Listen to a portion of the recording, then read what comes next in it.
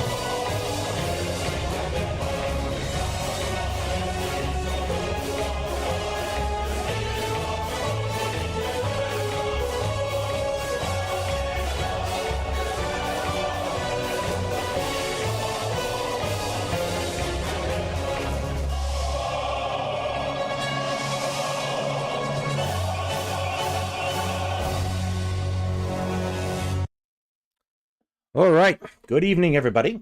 This is Daedalus here with Commander McMillian. We are short Hetman this evening as he begins preparing for family holidays. But I want to welcome everybody here. And thank you for joining us tonight. So, it's been a week, hasn't it?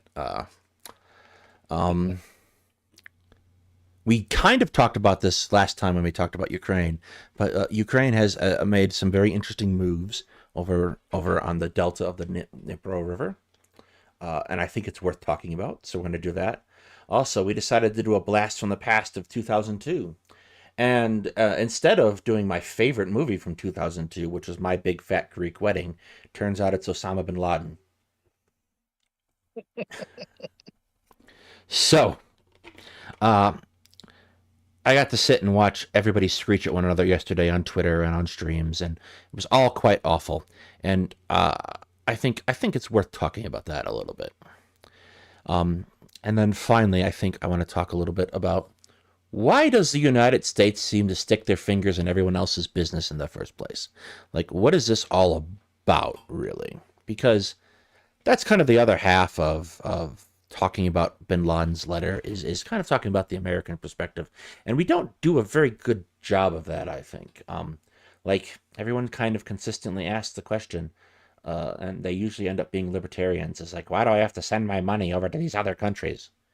And there's a very good reason, because it makes your life here at home better. So fork it over. But yeah, so let's start with Ukraine, right? Yep. So Commander McMillian kind of started mentioning last week that the Ukrainians have started pushing across the Dnipro River, which has effectively been a boundary since Russia retreated back across it last November. So and below the bridge, the dam, and the bridge, Yeah, and then I'm the sorry. dam, and then everything. Yeah. But yes, so kind of what was happening last year, in the summer, is Ukraine is getting up and they're saying, we're going to attack Kherson. And the Russians are like, yeah, we believe you. And the Ukraine is like, we're going to attack Kherson. And the Russians are like, yeah, we believe you. And then Ukraine goes, haha, we've attacked Kharkiv. Surprise! And it was a stunning success overnight. Bunch of Russian equipment's captured. Russian forces withdrew to more favorable positions that were not full of Ukrainians trying to kill them. And to make matters even worse for Russia is they started slowly squeezing, and over back in Kherson, they started slowly squeezing the Russian forces across the river and holding that city. So Russia makes a decision, or more specifically, the general Sorokin makes the decision at that time. He's like, I'm going to retreat across the river. And this is a good idea. So we kind of talked about this in a lot of previous episodes. What happens is when you retreat across the river, a river is an excellent obstacle, right? It's really hard to get an army across the river without a bridge. And you know, you can just blow up the bridge. So there's that. So all of a sudden, instead of having to defend all this territory, Russia suddenly doesn't care that much about the river. So everywhere else, they're digging mad trenches and putting minefields in, right? And doing all these fortifications. And here, in this part of the line, they're not really that heavily defended to begin with. And they don't have to put a lot of troops there because it's not like Ukraine can get across easily. But then a couple things happen, right? The first is we start sending them a whole bunch of extra like boats and crap. The second is the Russians accidentally on purpose blow up the dam that was holding back the reservoir up to the north of this river delta, right? So obviously that dam blowing up is like, you know, not great for the people living in the area. But the water level has gone down. It's a lot easier to get across these things now that the, you know, flooding's receded and whatnot. So over the last week or so, what Ukraine has done is they have gotten small groups of forces to include some armored vehicles across the river here at the delta region of the Dnipro River. And Russia kind of has a problem now, right? because there are Ukrainians where there weren't any before. And they're all heavily engaged in fighting around the Zaporizhia area and at Bakhmut and in Avika. So like they're busy. And they didn't build much of a defensive line behind that river. They assumed the river would be sufficient to stop any Ukrainian attempts to move in that direction. Yes. And so now they're in a position where it's like, oh, what do we do?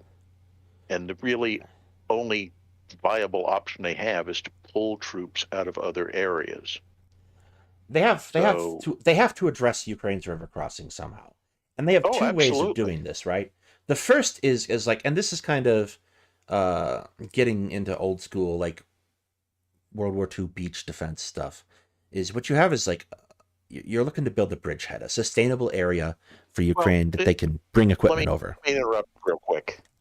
First thing we need to make sure we lay down the groundwork on is this is not really a bridgehead per se. Not exactly. What it is, it's 5 or 6, depending on which source you consult, small independent bridgeheads which are not linked up. So the analogy would be like the 5 major beaches during the Normandy invasion before they all linked up together and became a solid allied lodgment. They were individual, and they're much easier to crush that way.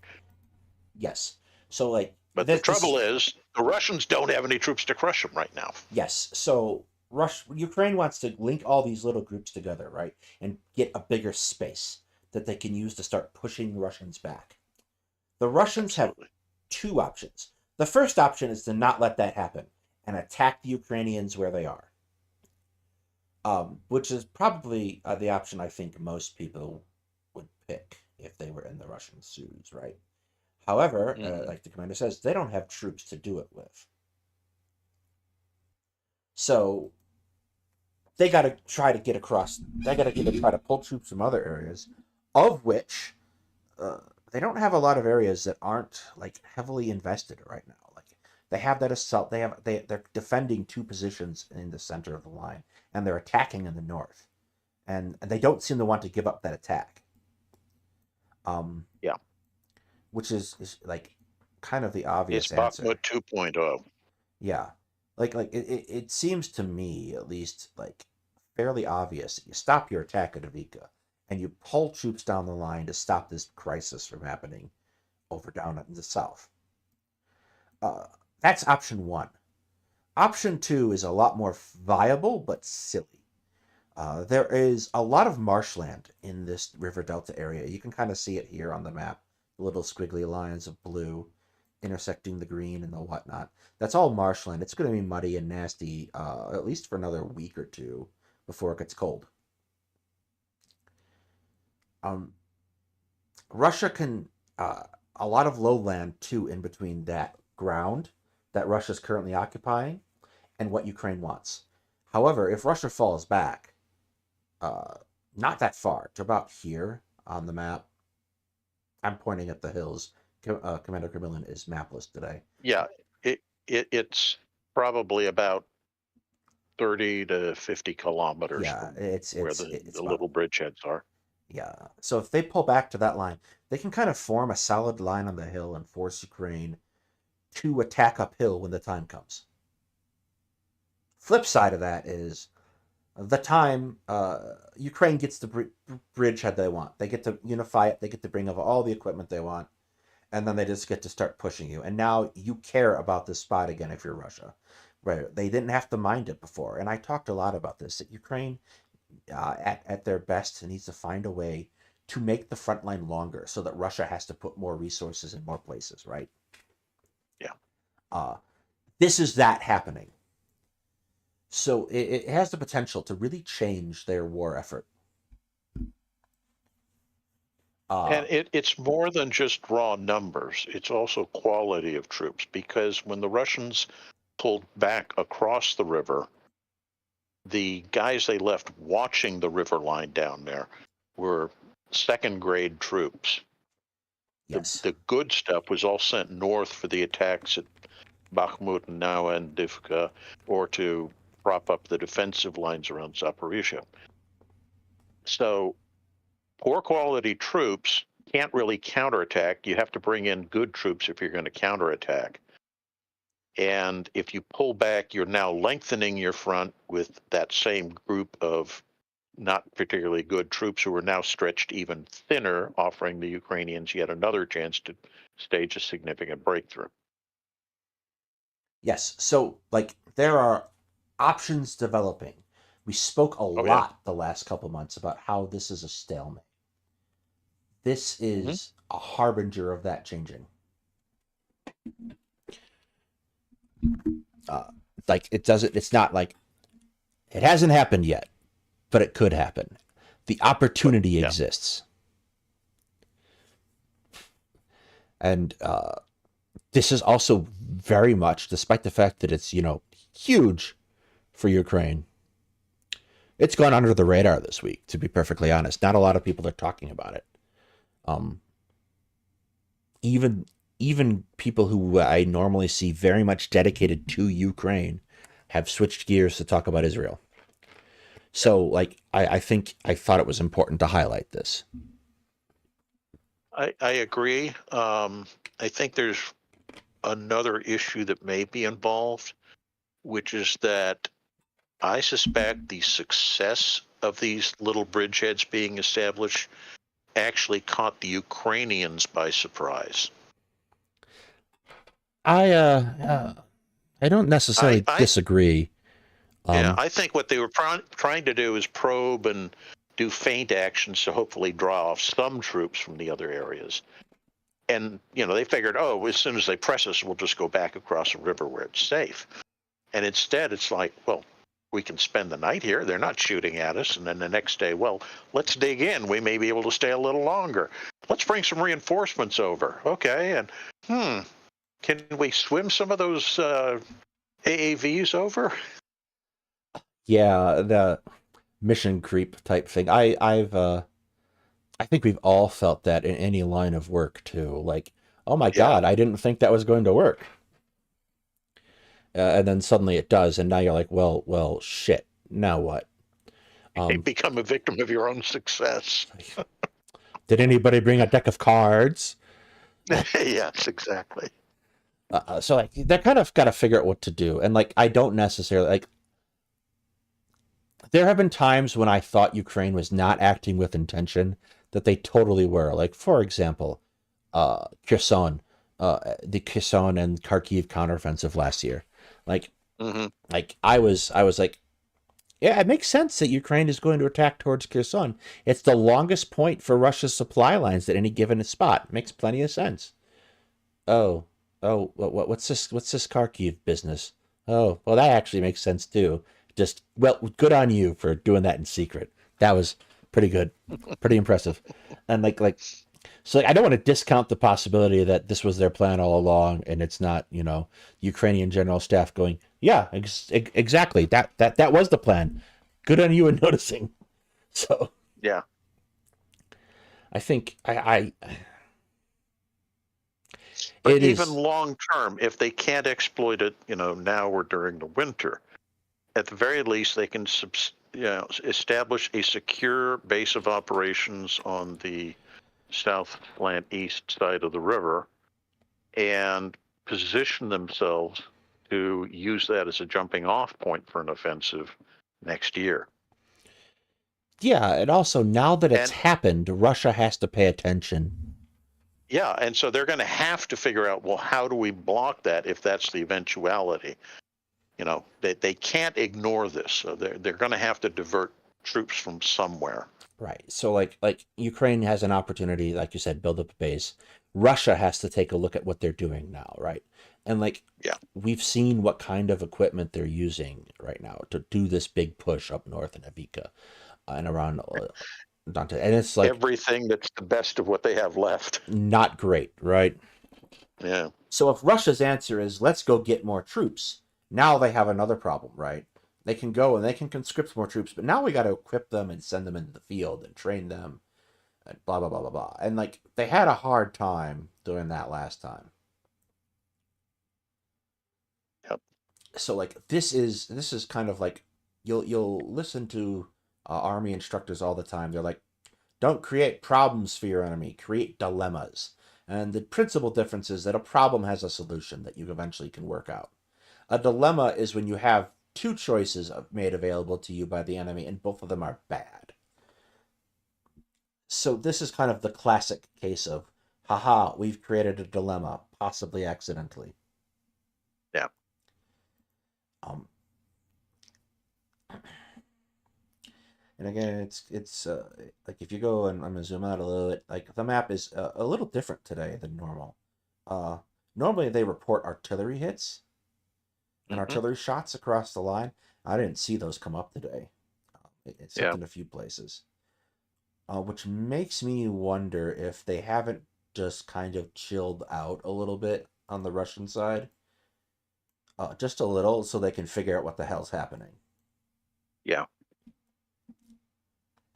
Because as I said, the forces that the Ukrainians have established on the South Bank are not major forces. It's basically 2 brigades worth of Marines, and they're not particularly heavily equipped. They're also not the kind of troops that you want to devote to using in a major offensive because they're specialized. There are not that many of them. You want to send regular troops in if you're going to expand this bridgehead into something big. So you're going to have to bring in other troops. And that's the second side of the equation is, does Ukraine have the reserve forces to commit to this operation if they're going to turn it into something like that?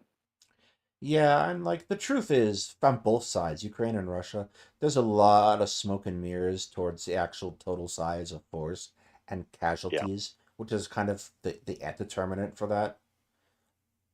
Um, whether they do or not, obviously Hetman has expressed some concern in the past about Ukraine's casualty counts, yet he is counting funerals in areas that he has connections to. Which may or may not be a good count. We just don't know what's happening. And Russia is obviously even more oblique about their numbers. Another story I saw this week is there was a scandal about the crew of the submarine that got hit in Sevastopol a month and a half ago. There, what happened is the Russian government lied to the families of the killed crew members, and the shipmates of those crew members ended up paying the cost to bury them. Holy crap. Yeah, it was the kind of thing that causes Americans to throw a fit. Yeah. Eventually it might cause a fit in Russia, but it'll take time. Yeah, there are a lot of people, I've seen a lot of people who have been breathlessly predicting the collapse of the Russian government for about 2 years now. I don't have that same faith that Russia's just going to keel over. I think it could if a rival to Putin were to emerge, but we haven't really seen that starting to happen. And if anything, with all the people that are falling out of windows or, developing smoking sickness or plutonium poisoning or what have you. A Russian Air Force colonel just dropped dead with his wife this week too. Yeah. Yeah. And that's what I'm getting at is when anybody starts showing signs that they might be disloyal to his eminence, well, they disappear. And that's the sign of a government that's beginning to seriously fear its own people. Yeah, there's a certain point to kind of add on to that. The only guy who really managed to make a viable claim is Prigozhin, and he did it mostly because he didn't know what the hell he was doing and kind of blindly blundered into that. So no one knew he was about to turn traitor because he just suddenly turned traitor. Oh hell! I mean, you can come up with a conspiracy theory that he was actually acting on behest of Putin. That's even possible too. But like Yeah, because Putin wanted to purge the upper ranks of the army because he feared that they were plotting something. yeah, And it's I mean, Shoigu may still be there, but the other guy whose name I can't recall that started with an S, he's gone. Nobody really Surovokin. knows Yeah, where he is. he's Yeah, been missing for quite some time, which is a shame for Russia because he's the only guy he who's was one of shown. the few guys that showed any degree of competence. Yes, he's like he managed to figure out basic things and like he's like the guy for the West Point football team who finally rediscovered the recipe for ice. Yeah, Uh, and then the other guy in the West Point football team who a few years ago rediscovered the forward pass. So you can throw the ball. Nobody told me. this is revolutionary. And then in 2016, they tried it, and the Navy was so surprised. West Point won. Yeah.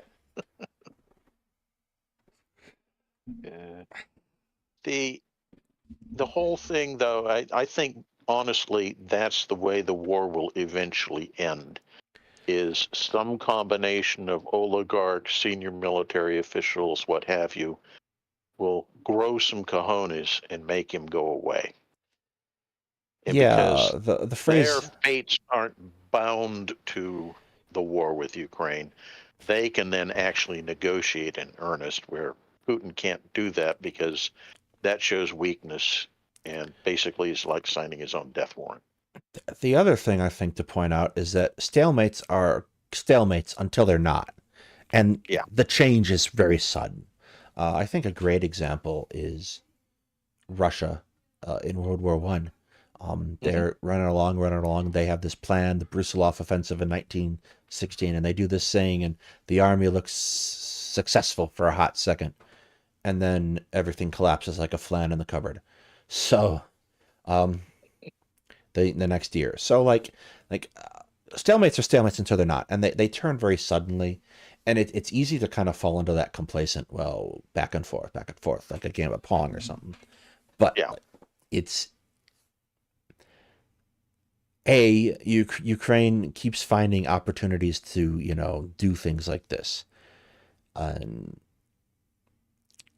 eventually what's going to happen is this is going to come down to who does better at the fundamentals, right? Uh, Hmm. and Ukraine has consistently showed that they will more consistently hit those marks than Russia has. So Yeah. like I No, get why Russia or why Ukrainians are unwilling to surrender because from their point of view it's very easy to see themselves as eventually winning. I think you're right. I I suspect if you really pushed at a lot of Russians who would be inclined to talk freely in private, where they had, a sense that there was no attribution and they could speak their minds freely without risking persecution or worse. I think many of them would tell you that, yeah, it's obvious things are really bad and we need to end this, but they want to end it in a way that preserves a sense of Russian honor. And unfortunately, the better Ukraine does, The the less harder that likely they becomes. are, yeah, the less likely they are to agree to something like that. Yeah, it's a It's the dilemma of war termination yes. that you have You every time. you basically are hitting an escalating point. Like we kind of had the same experience recently in Afghanistan. Hmm. Um and it was probably handled, it was handled actually spectacularly poorly. But you kind of get the same impression. Like, how do we get out of this particular situation? Uh, and the deal that was cut was just not great, but the execution of that deal was also not great. So, um, Abysmal would be my choice of word, but okay. yeah, that's probably fair. Um, I I still have to shill for his reelection, though, so here we are. Yeah. Um,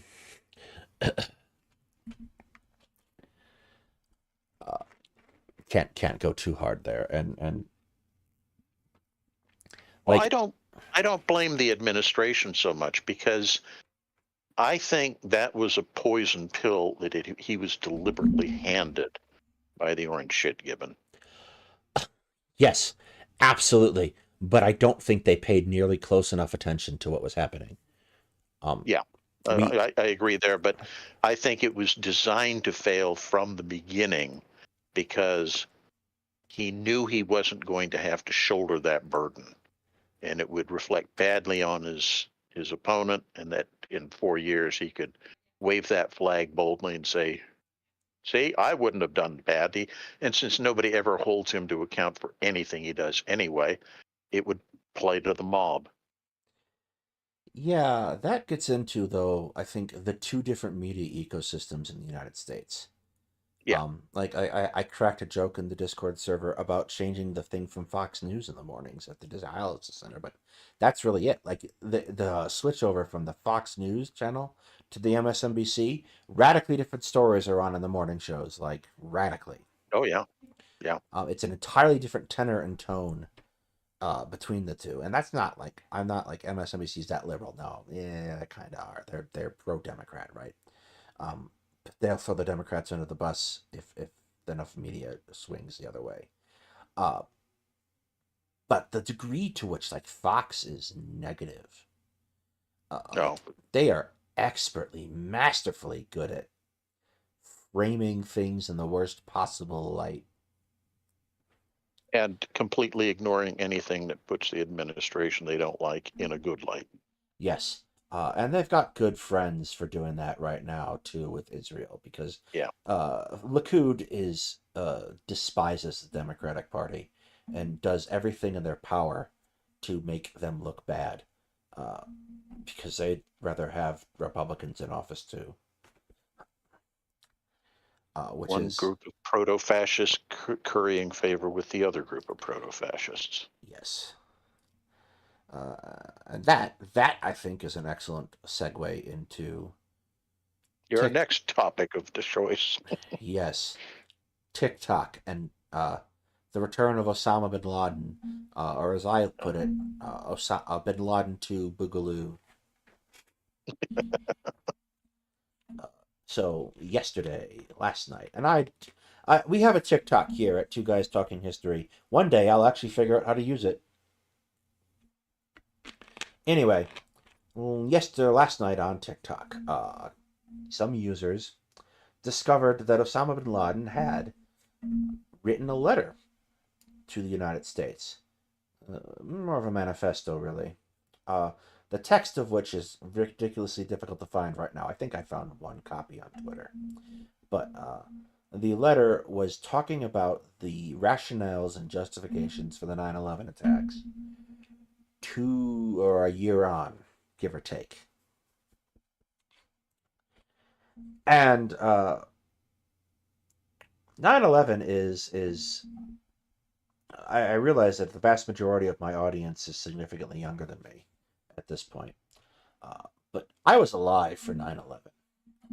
I was alive for grainy pictures of bin Laden on the TV when his M19, his M1965 jacket hanging out there, talking in Arabic, and the news anchors being really scared. So this is making me feel good and old at this point, right? And I'm sure you have an even more visceral reaction to the age. Yeah. Yes. So like I was in 7th grade when 9/11 happened, and it was like the biggest thing that ever happened in my life. So anyway, they found this letter, and they found parts of it the TikTokers did that they sympathized with. And here's the thing: I am somewhat reluctant to get terribly upset about what random people on social media are saying because they're random people on social media. It's not like, Joe McCarthy got up and started saying it, or Kevin McCarthy gets up and starts saying it, or Nancy Pelosi. Like, when Nancy Pelosi says let's bomb everyone, I think you should be concerned because she has the means with which to enact this thing. Like when some kid on TikTok discovers a 20-year-old letter, I don't necessarily think we should get very concerned about it, but never miss. No one ever misses an opportunity online to be uh, to have a good old moral panic about things, right? Oh yeah. So Megyn Kelly is sitting there going, "These parents have failed," and Wick did a whole panel on it yesterday, which I refused to watch. Because if I want milquetoast terrible takes about why bin Laden is bad, I can just go do anything else that I've done for the last 20 years, right? So here's the thing. This was an opportunity for people to kind of talk about what it means to look at these things. Because I don't necessarily think that you shouldn't read bin Laden's letter, right? I don't necessarily think you shouldn't read things like Mein Kampf or Mao's Little Red Book. Just because someone does something horrible in history does not invalidate the things they produce as a source of historical learning. I think you'd think that's a pretty fair statement, Commander. Oh yeah. And I'd probably go even a little further and say there are always kernels of truth in a vast sea of crap. yeah, I was going to put it a little differently. I was going to kind of point out that even if you read these things, I don't even think it's wrong necessarily to empathize with the writers and the people who have done these things to understand why they might have wanted to do this. Why do you get up? Like the example I gave yesterday when some people were asking me about this is on 9/11, we were obviously all shocked that people would fly airplanes into buildings. This was a novel horror visited upon the world. But like nobody questions the motives, for example, of the people trapped in those towers who jumped off to avoid dying in the collapse. And Yeah. if we could empathize with that person who jumps off the tower, because our instinct, right? Our natural instinct as human beings is to fight for every second of life we have. So if we can empathize and put ourselves in a position to understand why the person jumps from the tower, then we can do the same thing for the pilot of the plane who rammed it. And we could do the same thing for Adolf Hitler and Osama bin Laden. It doesn't mean I endorse what they believe. It doesn't mean I endorse what they did. But it means that I have the mental capacity required to analyze it, right? Sure. So, like, But this... I think a lot of it is that we're bound up by Judeo-Christian ethic, which says that, suicide is evil. And that was the one thing that caught the U.S., particularly the Navy, who'd war gamed out World War II in the Pacific hundreds of times. That was the only thing about the war that caught us by surprise, is when the Japanese instituted kamikaze tactics. It was something so completely outside our understanding of normal human behavior. And, you have to ask yourself, well, what pushes somebody to a point where they believe that is a viable option? Yeah, and I think there's And a very similar pattern to kind of follow, too. yeah, and I What think when you understand it, that gives you a great deal of insight into why they happens, did right? it that way. So, Yeah, like, exactly. Japan is choosing kamikazes because the efficacy of their Air Force versus the American Naval Aviation arm is diminishing. They're not coming back. It's a zero-sum game to take to the sky. So, at that Yeah. point, what else is there? Like, this is the option I have, right? Yep. You can say the same thing about terrorist attacks. 60s, 70s, 80s, less so the 90s. Airplane hijackings all the time. Regular occurrence. They were very successful when they started doing these airplane hijackings of getting their way. Yep. We started to get very good at killing terrorists who took hijacked airplanes. So all of a sudden, the option is viable. The old tactic is no longer viable. let's pick something new and more extreme. From a purely tactical sense, it makes sense. Yeah, Horrifying, precisely. but it makes sense. So we I probably should have noticed Al Qaeda a little bit more readily in the 90s. To be perfectly blunt, they tried to attack the World Trade Center before. They attacked the USS Cole. A couple other events of significance that we should have noticed, but we didn't. And all of a sudden, 2001 comes around, 9/11, and the whole world just suddenly is lit up by what Al Qaeda did. We now know who Al Qaeda is. Osama bin Laden becomes a household name. Yeah. Overnight, and it just changes. I quite ashamed to admit I used to watch a lot of Bill Maher back then. He was different. I swear to God, he wasn't old man yells at cloud like he is now. Yeah. He was kind of funny back then, and like it was the Bush years. Things didn't feel as serious as they do now. So like someone clowning on Bush for a couple hours every Friday night was fun. We have a particular set of dialogue that kind of emerged in the United States, and we have kept this dialogue going in the general population ever since then. And we sort of forgot about it for a while, right? Yep. Because we stopped caring about, for example, we stopped caring about Afghanistan until the withdrawal started happening. And then everyone and their mother became an armchair general who was telling everyone how to win the war in Afghanistan.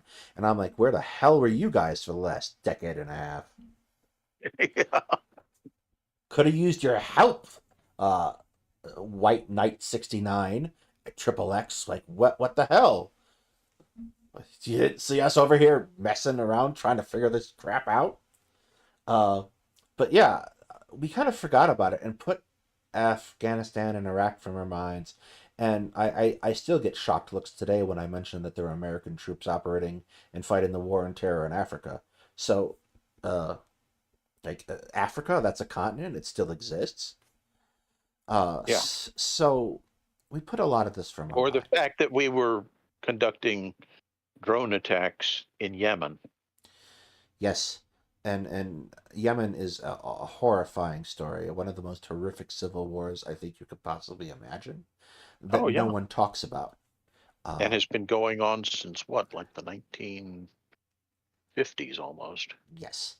And this is an excellent point. Yemen is an excellent point, I think, because what is Al Qaeda is, I think, the first question we need to answer.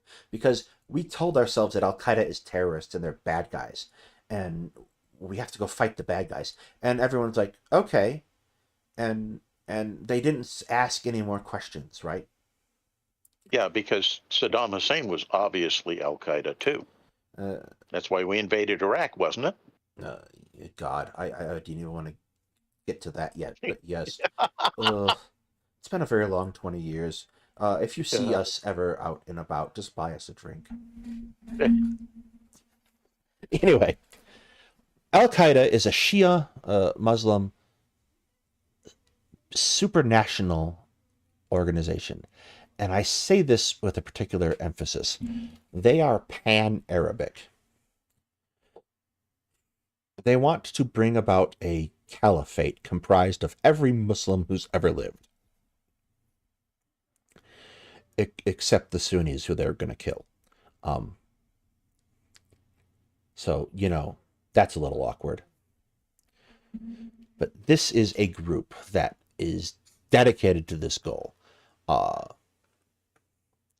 And they're looking around at the Arab world, the Middle East especially, and they're asking themselves, what's happening here? What is stopping us from doing this thing? And they come up with an answer. The answer is, well, Saudi Arabia. And we got Saudi Arabia. There's Mecca, and we need Mecca, and they've got it, and they're not going anywhere anytime soon. Why aren't they It's going got there? all that oil, which will give us all the money we need to accomplish our goals. Yes. Why are they not going anywhere anytime soon? Well, they lived through the 90s too, and they saw when Iraq blinked in the general direction of Saudi Arabia, what happened? Like even anywhere close, like one country over, what happens? Half the world comes and blows up the Iraqi army, led by the United States.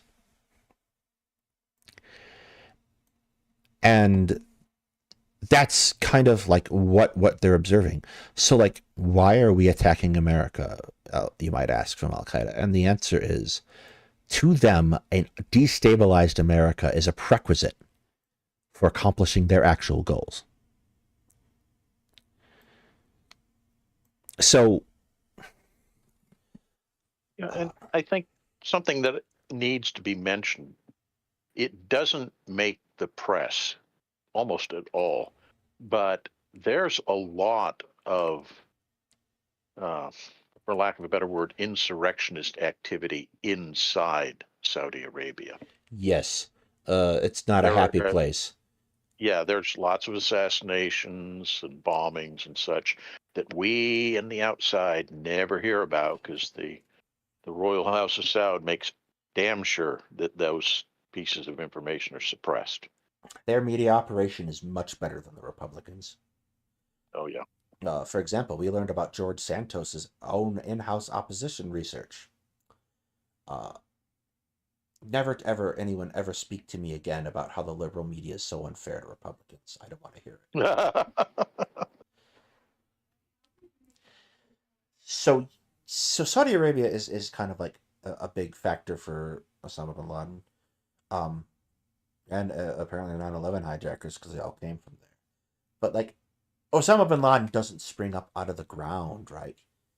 And this kind of gets into why I think we by and large bungled talking about this with people. Like, Osama bin Laden doesn't spring up out of the ground. He comes from somewhere, and he has a story. And whether you agree with it or not, like,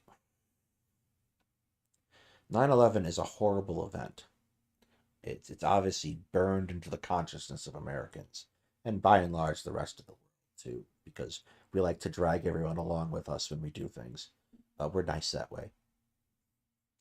Very inclusive. But Bin Laden isn't just 9/11, right?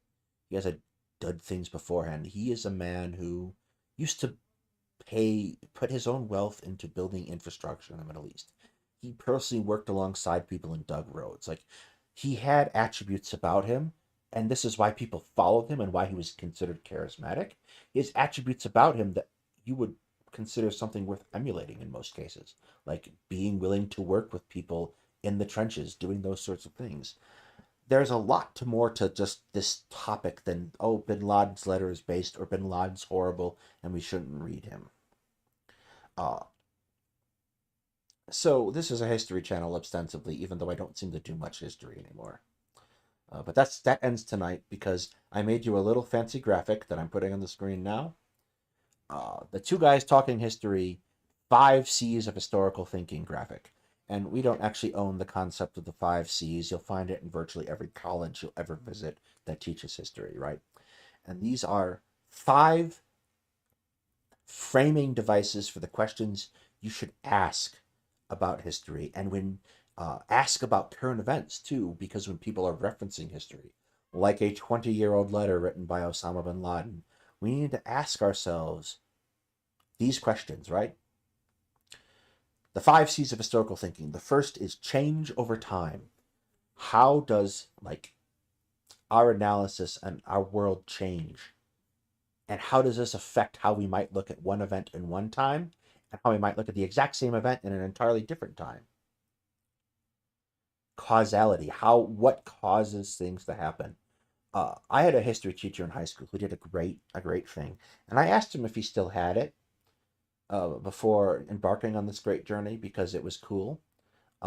He did, for as AP European history class, a web of events. He listed out all the things that you talk about on the AP test. and he drew lines between them like a crazy guy with a cork board and the red string, right? Which events are related and which ones aren't? There's a lot of times what'll happen when you get somebody who talks about history and they didn't look at the thing too closely and they're just a couple hours done on Wikipedia, right? They'll talk about events that happened after as if they had been caused by events that happened before. And this is famous, post hoc ergo propter hoc, right? After it, therefore, because of it, which is oftentimes not true at all. For example, I had a friend who was born on January 2nd of 1986. A few days later, the Space Shuttle Challenger goes up and explodes. It would not be logically sound to say that the birth of my friend caused the explosion on the Challenger. All right, that was a little funny. But can you be sure? Well, she did cause an awful lot of trouble, so possibly. See?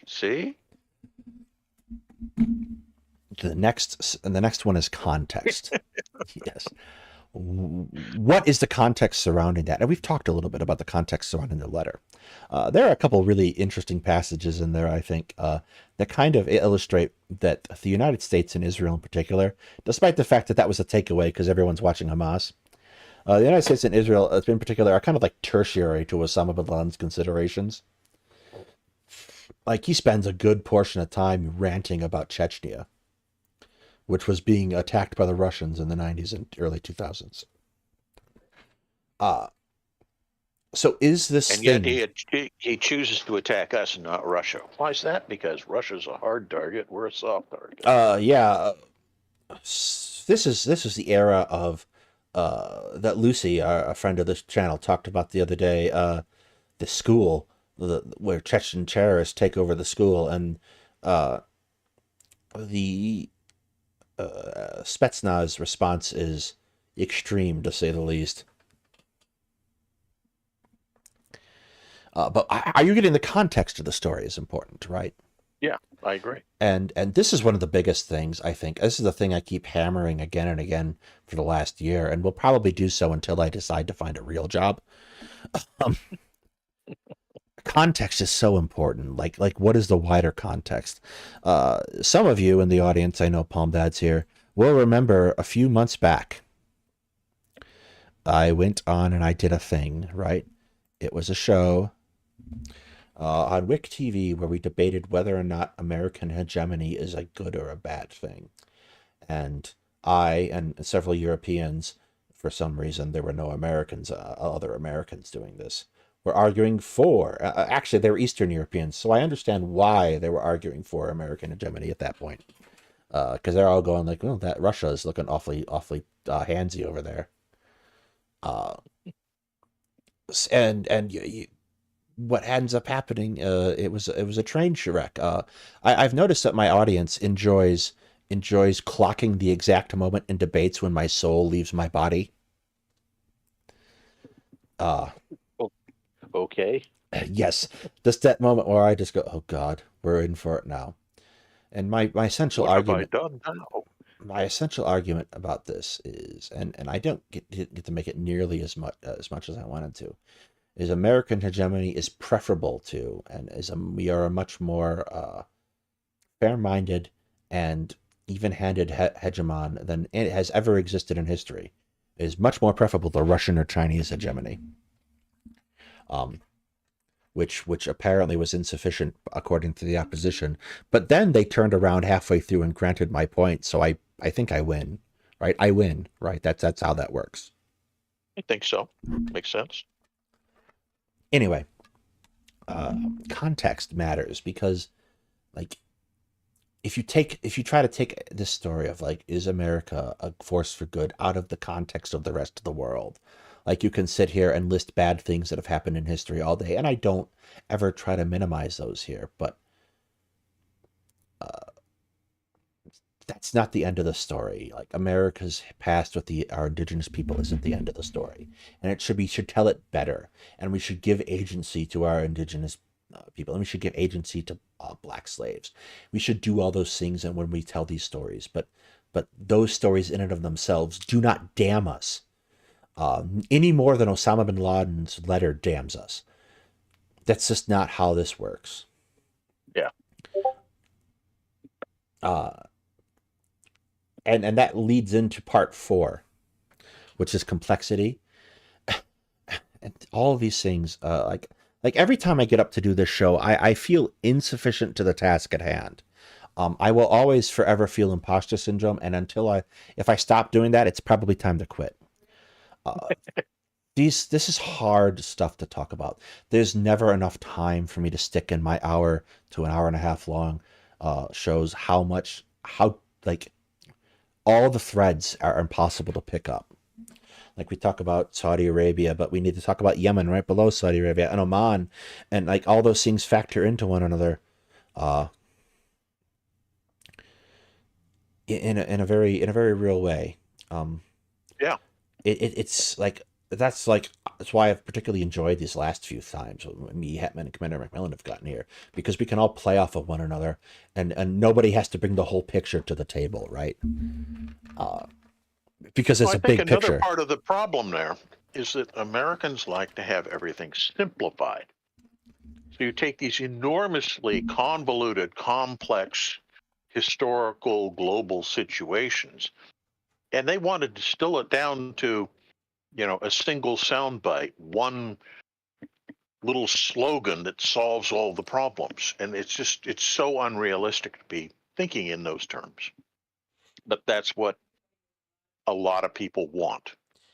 Yeah, I think an excellent example this week has come up where you have certain figures who I dislike immensely poo-pooing the concept of a single state solution because it's too complicated for Palestine and Israel. And like it could never come about, and like America doesn't have the ability to execute that. And I just kind of point out, like, okay, but Germany is a single state. We played a fairly significant hand in welding that together. Mm-hmm. Why is Germany's single state solution possible as opposed to a two-state solution? Or more historically apt for the vast majority of the German-speaking people's existence, a 16-state solution, right?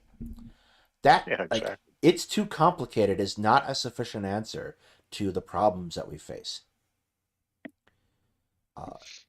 It's not it's a perfectly sufficient answer if you want to snipe at one another on social media, but Yeah. it's not the end of the equation.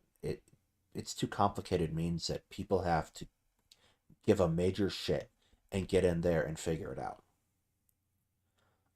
That's what like I started this, and Hetman and I, we talked about this a lot, is we're very afraid for the state of historical education in America. It's getting squeezed out in university. It's getting made low priority, or worse, it's being used as a vehicle for teaching ideology, and it's not. That, I think, is the biggest problem, is that both sides see the other side as using history as a weapon. Yes. So you doctor the story, you include enough truth to make it semi-plausible and semi-correct, but then you say things that have no support, but you say that's the way it had to be, and it gets people riled up. And I think that's what is the fundamental issue, is people are using history for purposes that, truly speaking, history was not intended for. You cease at that point being a historian, and you become Homer. Yeah. You become the myth maker. Yeah. And that's a problem. Like this thing, this is really basic, like 100 level course college stuff we're talking about here. But it's so absent from so many people's frameworks for talking about things. It's so important. Because these are the kinds of things that make history valuable. I saw a great survey the other day from one of the colleges here in Colorado of their history majors and like how much money they were making. And a lot of them weren't doing history related jobs, but they were making really good money being analysts. Like a good history education makes you a superb analyst. Yeah. And like this being a history major. Yeah, not that the lot of us here aren't biased or anything. Yeah, no, of course not. Just a little. And that's something to talk about too, I think, while we're on this topic. Everyone's biased. You can come around here and accuse me of any number of biases, and we're going to get to one of them in a minute, in the last bit here. Uh, but everyone's biased. I'm just upfront about it. I'll tell you what my biases are, and you can go from there, and you can take a look at what I say, and you can judge it from that, and I'll stand by it. I invite you to go look at other people. I've never on this channel once, despite being incredibly critical of other figures online, told you not to watch somebody, right? Never happened. I will never do that. I'm not going to tell you not to go watch someone. And eventually, you know what's going to happen? Eventually, someone's going to notice this little project of mine, and they're going to screech about it. They're going to get so mad. They're going to make videos about it, and I'm not going to tell you not to watch them either. I hope that what I provide for people is the opportunity to look at things and think. and think. That's what I want to do. Yeah. That's going to be the case. Again, if I stop doing that, I need to quit. And let's get to the final C, is contingency, and this is one of my favorite concepts, actually, because people mess it up all the time, and it's a really fun leadership concept too, because it's a great teaching tool. What events are dependent upon each other? What has to happen for the next thing to happen? How do they lock together? How do they explain one another? Contingency, Yeah. this is how you put together a historical account. These are the questions you start asking before you start researching something, right?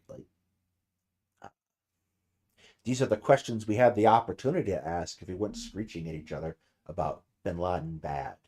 Yes, the terrorist leader is probably not a nice guy. I grant you that.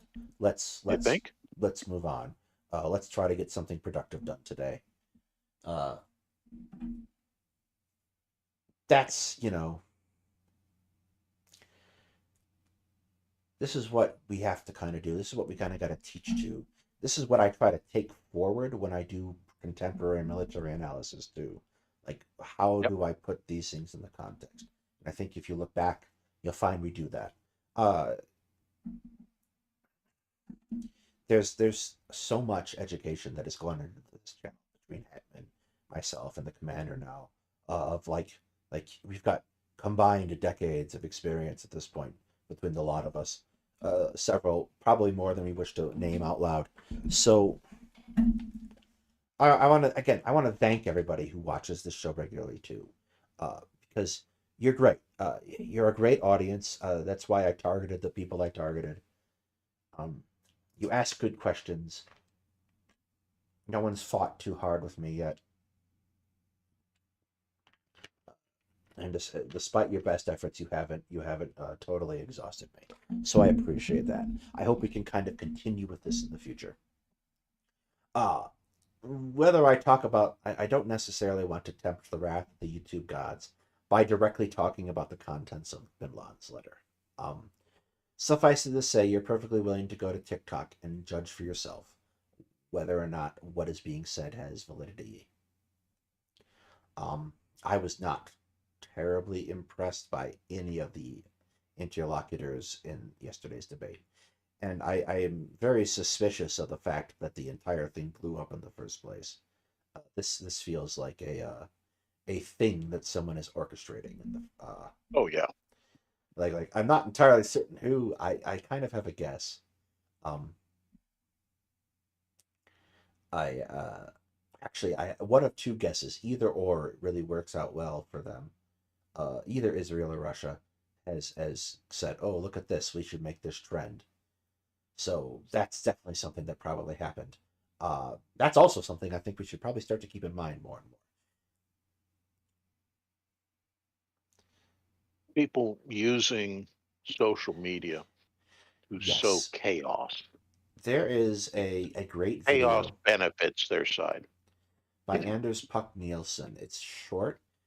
It covers a much longer paper that I read, and probably a lot of people who are in military history have read at this point. It's a very short 9-minute video. It covers the phenomena of liminal warfare. And liminal is everyone's favorite word these days, right? But it's a good word. This is the ability to attack a country without openly attacking them. The space in between war and peace, sort of like rivalry. And these social media operations that you saw in 2016 for Trump, and Russia was very good at this, exceedingly good at this before invading Ukraine. Yeah. They missed some steps, probably because everyone's paying much better attention than they were before. Israel's very good at this too. A couple other countries, Iran, kind of, sort of, is good at it. They're a little heavy-handed sometimes. It is this use of social media and this manipulation of these algorithms to get you mad, to get you to take sides in issues, right? Towards an end. So Russia is rather legendary, and several other countries, and this makes people quite mad if you say it out loud, for manipulating elections. Like Russia obviously manipulates the Baltic countries' elections all the time. Probably had a hand in not this current Polish government, but the last Polish government getting elected. Definitely has their finger on the scale for Viktor Orban. Yeah, 100% on that. And they do this, like they do this. They create the space, and I'm gonna go out on a limb, and you can reel me back in, Commander. Here's what kind of happened in 2016.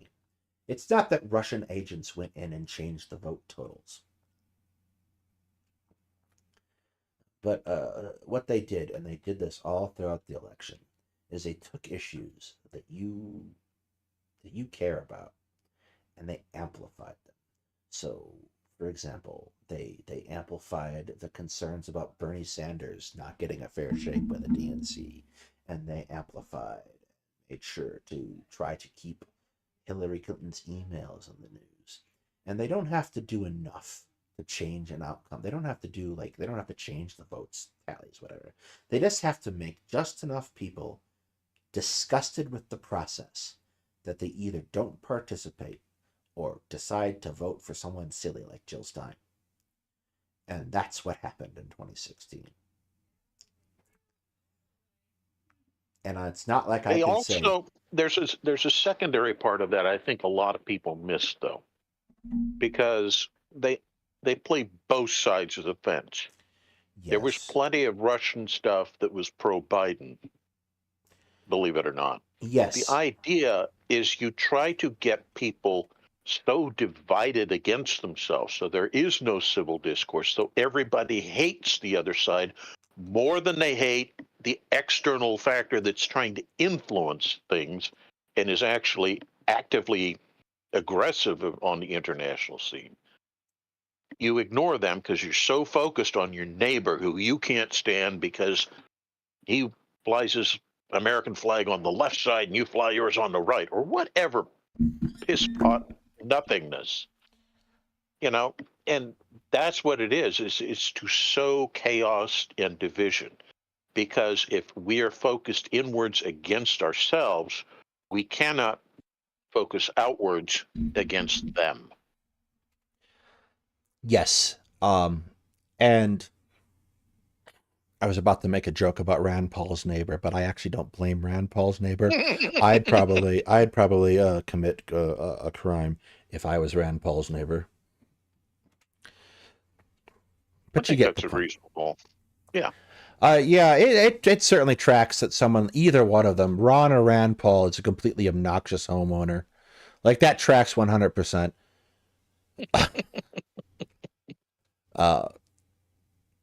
That kind of is going to bring me around to kind of like what I also wanted to talk about tonight, the last topic. And that's kind of like the other end of the equation. Like, like Osama bin Laden writes a letter about how horrible it is, and America sticks its nose in everyone else's business. The natural question to ask is why? Um, why do we do that? And this is one of those things.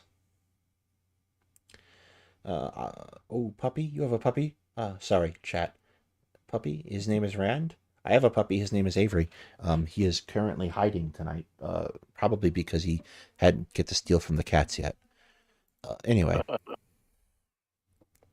why do we do this? And kind of like what lessons did America learn from the world wars, and why? Well, hell, I think you have to take it back to way before that.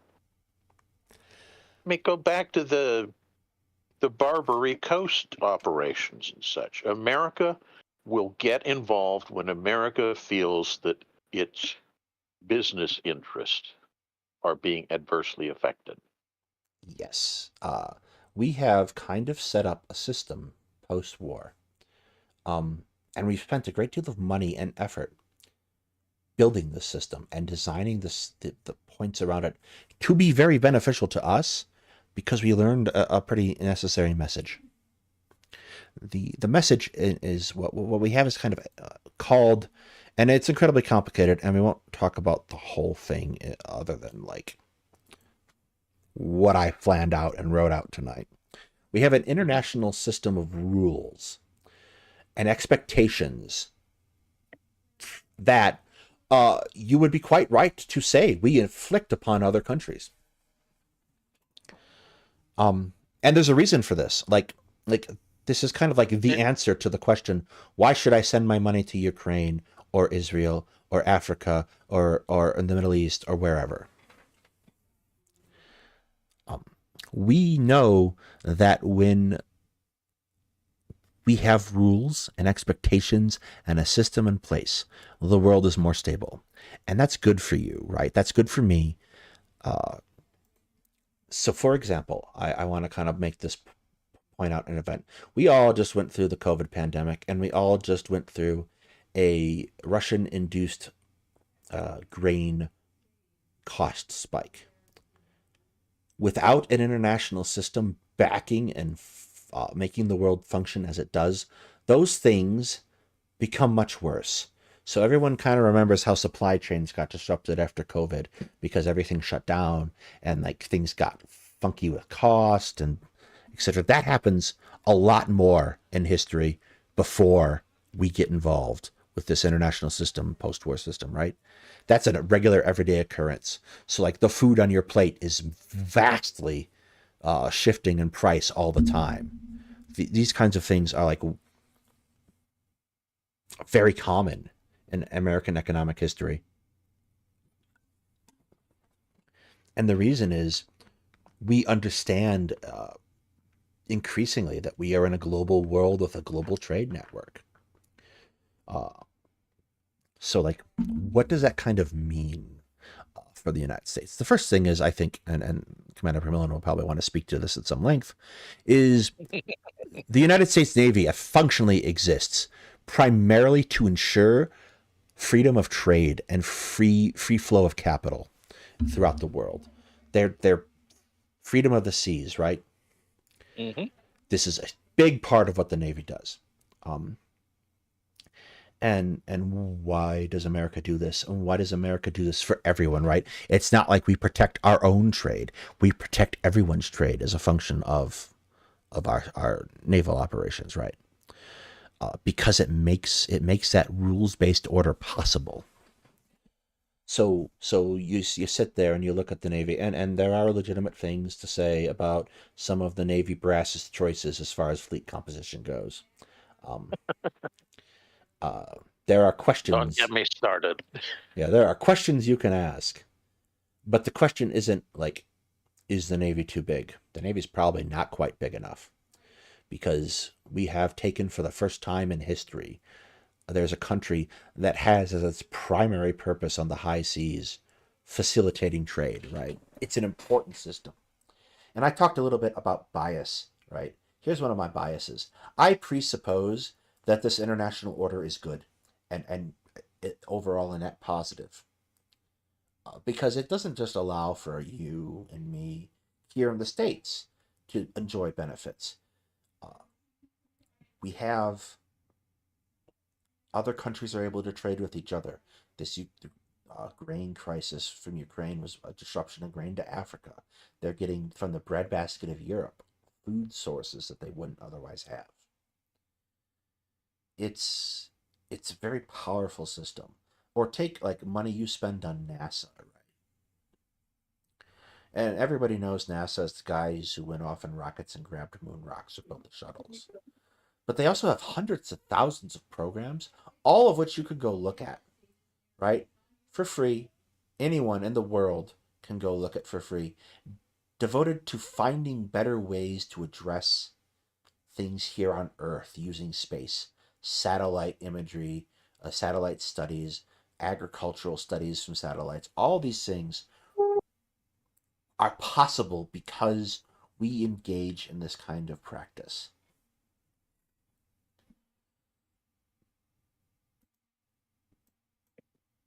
If you want to rebut me at this point or agree with me, now is No, the I'm time. I'm agreeing with you without having to say, yeah, I think you're right. I think though that a better description might be it's enlightened self-interest more than anything else. Absolutely, yes. Because I think if you go back and you look at many of these wars that we have gotten involved with, they tend to be economic reasons behind it, and it's not the economy of Joe Main Street. It's the economics of the very wealthy that tend to get threatened, which cause us to intervene. So you were saying World War One. Why did we get involved with World War One? Well, We because had to make our sure someone ships, could pay our debts. yeah, that too, but also because our ships were being sunk on the high seas. Yes, Those evil Huns were sinking everybody's ships, and nobody really cared that the people were dying so much as the people whose businesses were making all this stuff were losing money. And they're the ones whose influence is what's going to control how we decide how, our forces are allocated, our international posture, etc. Yeah, I actually that was kind of what I wanted to talk about next as part of this, and this is the part that's going to make people real mad. World War One and World War Two are excellent examples. Like, and I think like you could say that broadly. Like people pretend that war is economic is a big realization, and like it's Mm-hmm. a pretty milquetoast observation or from where I'm sitting. Like, Say yeah, hello to Clausewitz. yeah, I got this German guy on my bookshelf who agrees with you, and this Swiss guy too, incidentally. Like wars are not questions of morality. That's just after the fact. Like we might argue about ethics and morality in the conduct of wars, and that's relevant to this too. But one of the reasons we continue to do this and we build these vast networks of alliances, like, because I think a fair question for someone to ask is, well, if we talk about World War One, we talk about the causes of it, and we say that this alliance network was a cause, right? And you're like, sure, yes, straw man, that's true. Uh, so a fair question might be, well, America has assembled this network of alliances, right? How is this not precipitously causing a global conflict or a possibility for causing a global conflict? I'm like, excellent question, straw man. The answer to this is America has my military history instructor for ROTC had a pretty good way of putting it. We operate on the sine wave of international relations for much of our history. We don't care, don't care, don't care. Leave us alone, leave us alone. Oh, crap. We got to go take care of this problem. Build big military. Collapse big military. Don't care, don't care. Sine wave. Yeah. It's plottable and predictable. So, like you mentioned the Barbary Pirates. Let's go even back. The Monroe Doctrine. Don't care. Barbary Pirates. We do care. Uh, World War One. Prior to 1917. Don't care. 1917. Do care. And we've always been capable of like marshaling a great amount of resources because we are in fact sitting on a great deal of other people's land that we've taken over. It's ours now. Congratulations. And so we have a great deal of resources and industrial base, and we can do that. Let's put together a massive army and ship it off to Europe in under a year. Totally feasible. Did it again in World War II. But here's the thing. World War I was a pretty costly war for us for just the length of time that we were in it, which wasn't that long. World War II also. America has learned, I think, because we've never been this way again for World War II. It's no longer a sine wave. It's just, boom, we're there. If we ignore problems outside of the world, that doesn't mean they're not coming to our doorstep.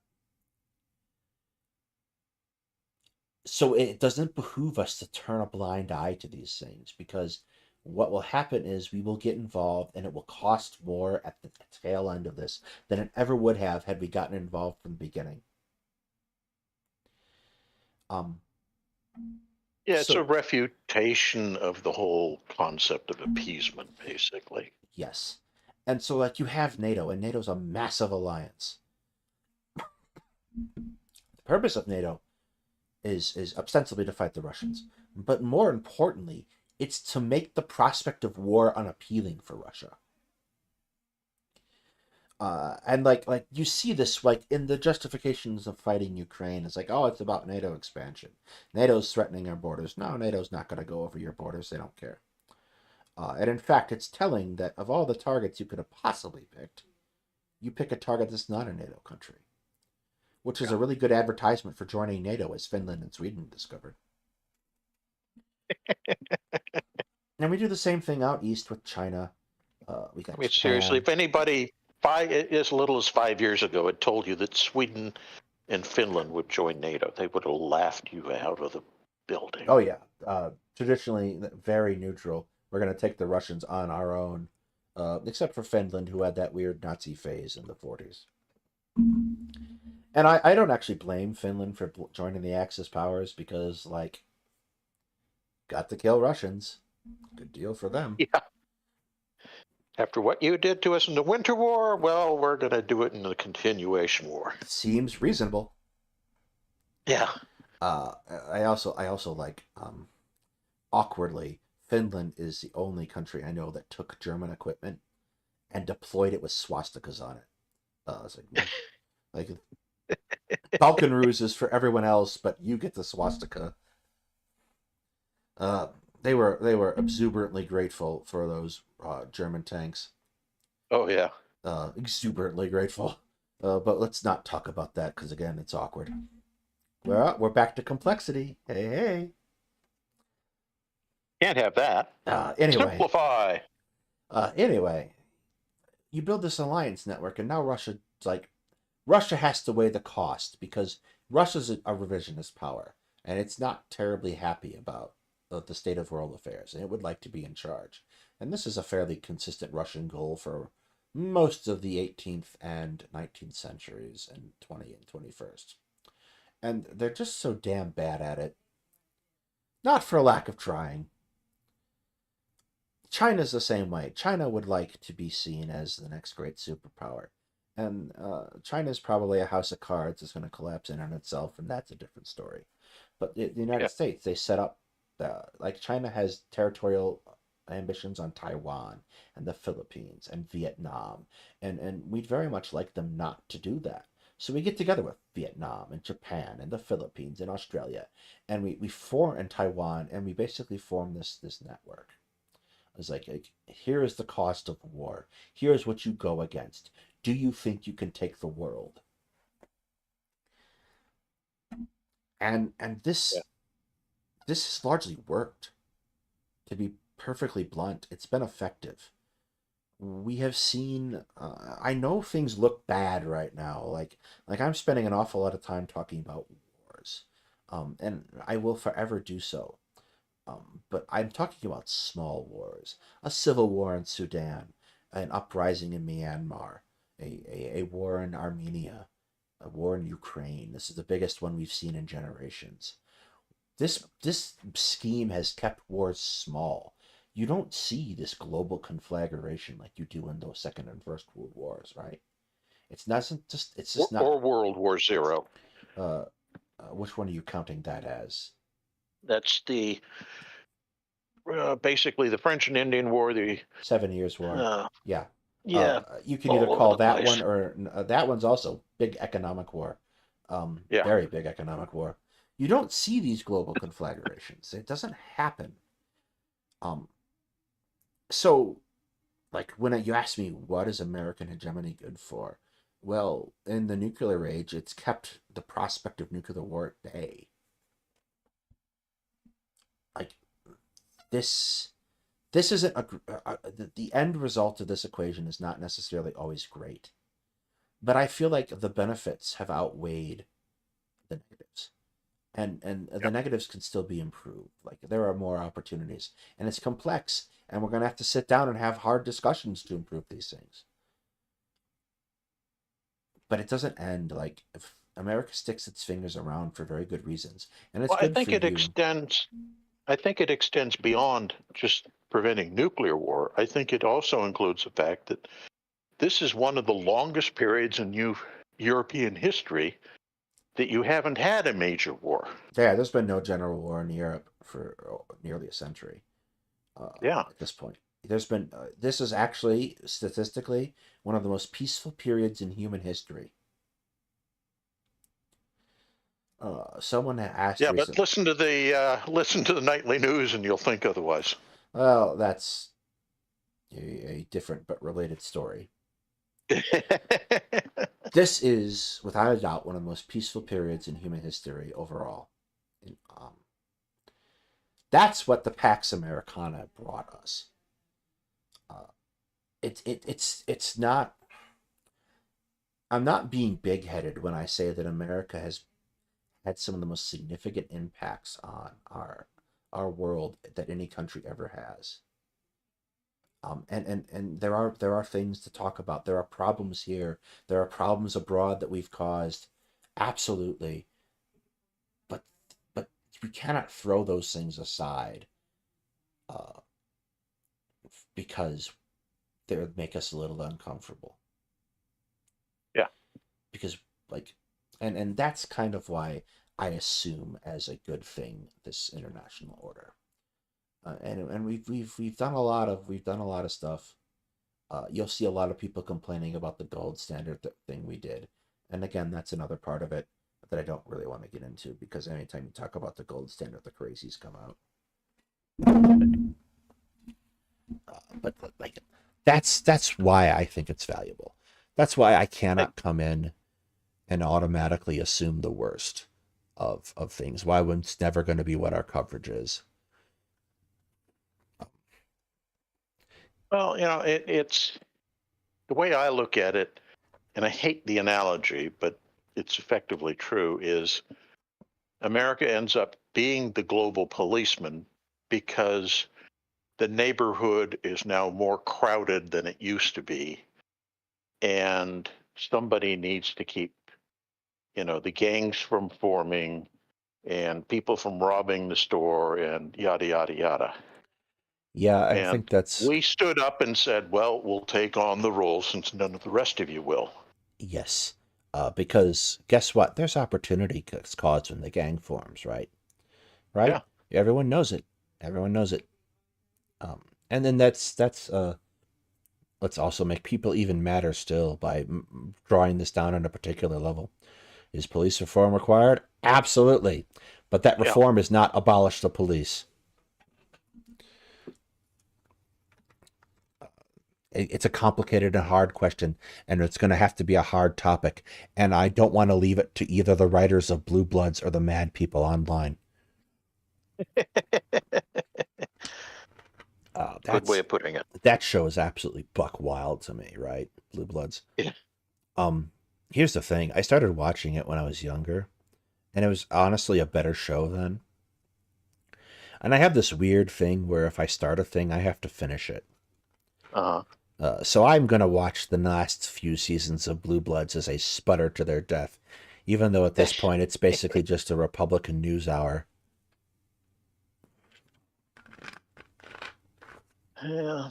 Um, Well, I think that in itself is another question of, is it still the same Republican Party? nope. And Uh, if it isn't, what is it? uh, I excellent. mean, it's definitely glommed onto the old name, but I It's think, something. yeah, it's something, but I don't think anybody's really sure what it is. Even the Republicans, I don't think, know what it is. There are like we'll sit here and say mean things about Republic Hetman less so because he's a little bit more conservative than you and me. Say mean things about the Republicans, but there are Republicans in history I admire, like LaGuardia or Abraham Lincoln. Like there are people in American history who were Republicans who are absolutely admirable figures. Um, Overall, really, like obviously no one's a Sure. saint, but and there are Republicans who every once in a while, right now, have glimmers of doing the right thing, right? Uh, Yeah, but like I then have to again, I remind think myself the every issue once. is when you start talking to people. I have, you know, being a naval officer, many of my fellow naval officers, I would say the majority, were Republican.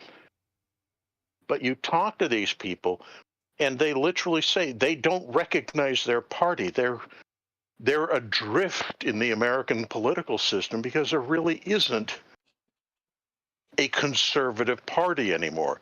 There's this combination white supremacist, ultra nationalist, proto fascist party, and then all these other people who, because of tradition, are still saying, "Oh yeah, I'm a Republican," but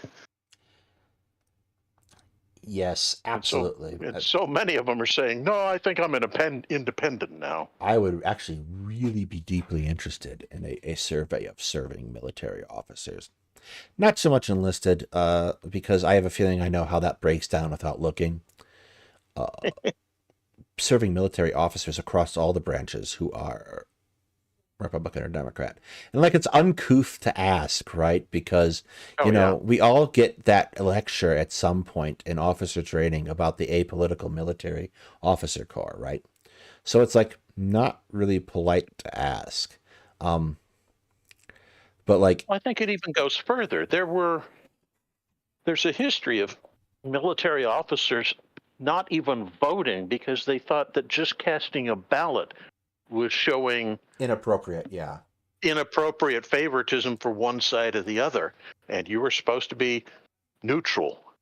I mean, I don't know if it's true, but one of the apocryphal tales was the first time Eisenhower ever cast a ballot was when he voted for himself. Yeah, there is a lot. There's also a culture I noticed over the years of interacting with people.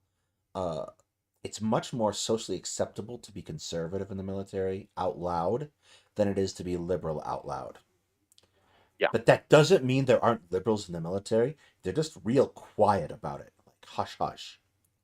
Um, What's interesting to me is the number of people that I served with that have said post career that they're, a Democrat or a liberal or what have you.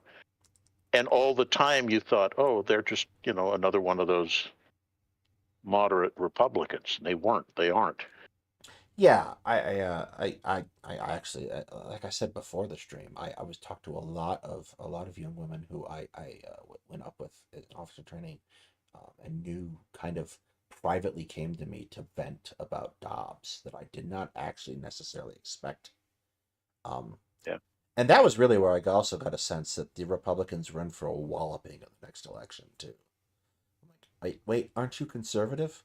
Yep, but I'm pissed. Uh,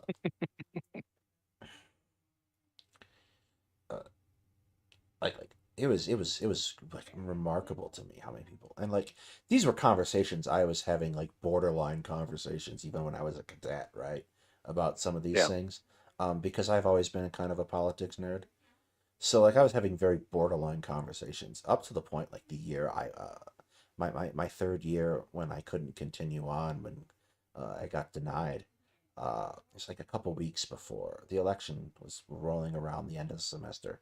It was a couple weeks before, and my battalion commander called me down to his office. And like I was doing my training duties and whatnot, so I wasn't quite sure what was going on. And he just wanted to talk to me about the fact that he had the opportunity to fill out a ballot and vote on American soil for the first time in 10 years. Mm. It was a really interesting conversation. Because it's not good. Like if you're not experienced with the military at all, generally when someone of Commander McMillian or a Lieutenant Colonel calls you to their office, you've messed up. So like you hit this like even if you didn't do anything, and you didn't do anything, you get this pit in your stomach as you're heading down there. It just happens. You don't know what's coming, right? It's always a surprise when a field grade officer calls you to their office.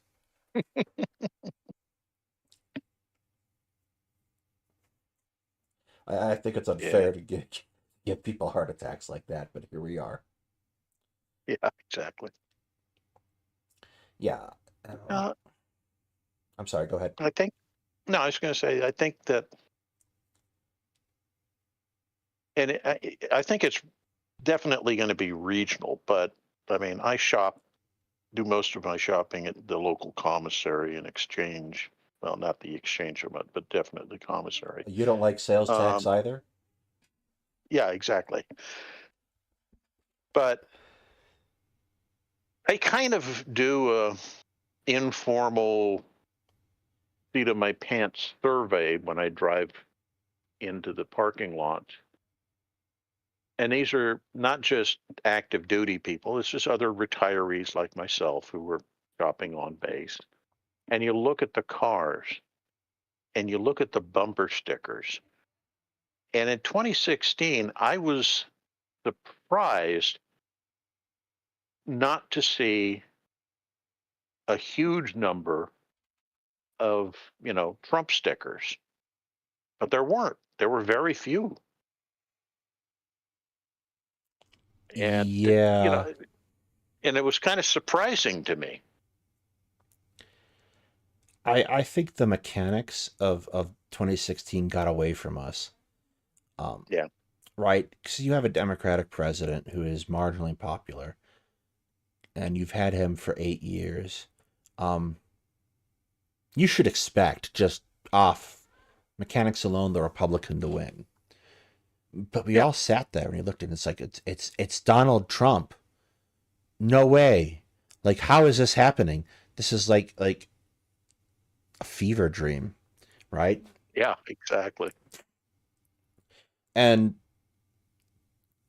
I remember that night really well actually because it was like I sat down to start looking at results as they came in, and uh, the results come in, and Hillary Clinton projected to win. Hillary Clinton projected to win. Hillary Clinton projected to win, and boom, shifts, like it starts slipping away, and Yeah. and you're watching this happen in real time, particularly if you turn on the New York Times dial tracker thing that they do. You're watching it happen, and like you can't believe your eyes, right? Yeah. And the thing I remember most is the morning after. I wake up and it I thought it hadn't happened, like I dreamed it for a second, right?